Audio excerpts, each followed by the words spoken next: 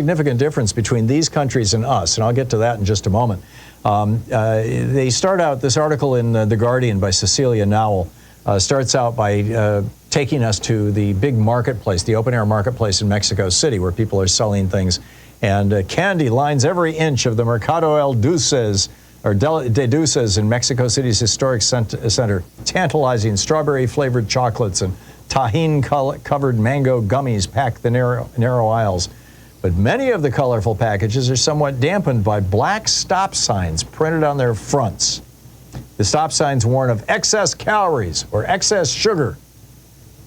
And then they talk about how Latin America is now leading the world, or at least leading the Western Hemisphere, in printing nutritional warning labels on the fronts of food packages, not on the back, and explicit ones. You know, they look like black stop signs and they say, warning, excess sugar. Sugar, salt, or saturated fats, and some countries also have, some Central American and South American countries also have warning labels against trans fats, artificial sweeteners, and caffeine. And now they're speculating that soon some of these countries are going to start having labels that define how processed a food is, because ultra-processed foods now we're discovering are not good for you. Ultra-processed foods, they say, make up an increasingly large share of the average Latin American diet. Today, Latin Americans get 20 to 30% of their daily calories from ultra-processed foods. In the United States, it's over 60%. Whoa. And they note in 2010, Mexico became the first country in the region to move the daily guidance amounts label to the front of the packages. Then in 2014, Ecuador introduced the traffic light label. And then Chile in 2016, under President Michelle Bachelet, who was trained as a pediatrician, implemented a sugary drinks tax in 2014 and began studying front of package label designs. In 2016, they implemented this black stop sign label. A 2021 study found that Chilean families purchased 27% less sugar and 37% less salt from foods labeled with high-in warnings. The law also, and this is where it gets really good, also incentivized food companies to reformulate their products to include less salt and sugar so they wouldn't be required to print that label. From Chile, those octagonal warning labels have spread rapidly across Latin America. Today, Peru, Uruguay, Mexico, Argentina, and Colombia all mandate warning labels, and Venezuela is expected to join in December. Now, here's where it gets interesting. This is an interview with a professor of nutrition at the University of North Carolina at Chapel Hill's Gillen School of Public Health. They say, you know, this person says that there's much less of an emphasis on protecting corporate free speech, and there's a strong emphasis on protecting children in these Latin American countries.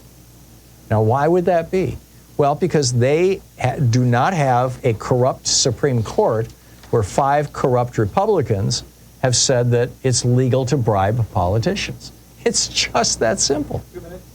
No Citizens United in Central America and South America, and the result is that the food companies can complain all they want about, hey, we don't like these warning labels on the food, but you know, they can't influence the politicians. It's illegal to buy politicians in these countries. It's perfectly legal to buy politicians in the United States, which is why there's this long list of things that Americans would like that are not happening in the United States. Americans would like free college education, like they have in most, you know, like they have in most European countries, you know, large chunks of Canada and whatnot. They would like a Medicare for all healthcare system where for a small amount, you know, $100, $200 a month, you can buy into a really high quality healthcare program. It's run by, or at least the payments are made by the government. Americans would like our public schools to be strong and healthy. You know, instead you've got Republican states that are tearing them apart. Why? Americans would like our prison system to rehabilitate people rather than brutalize them. But you've got private prisons, you've got private schools, you've got big food monopolies. All of these organizations, you know, Americans would like something done about climate change. The fossil fuel industry pays off, largely Republicans nowadays, but, you know, pays off politicians to prevent that from happening. All of this is illegal in pretty much every other democratic country in the world, but is fully legal here in the United States. And, you know, that's the crime. And it's a crime that we need to do something about. Now, this was, Congress never voted. Congress, on the other hand, to the opposite, actually. Congress voted multiple times to pass laws to limit money in politics. It was not Congress that did this to us. It was 5 Republicans on the U.S. Supreme Court. 5 Republicans in 1978 with a decision written by Lewis Powell himself that said corporations are persons and money is not bribery, it's free speech.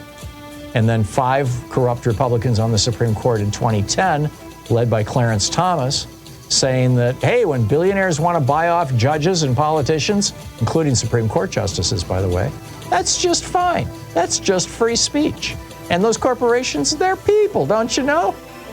Just ask Mitt Romney.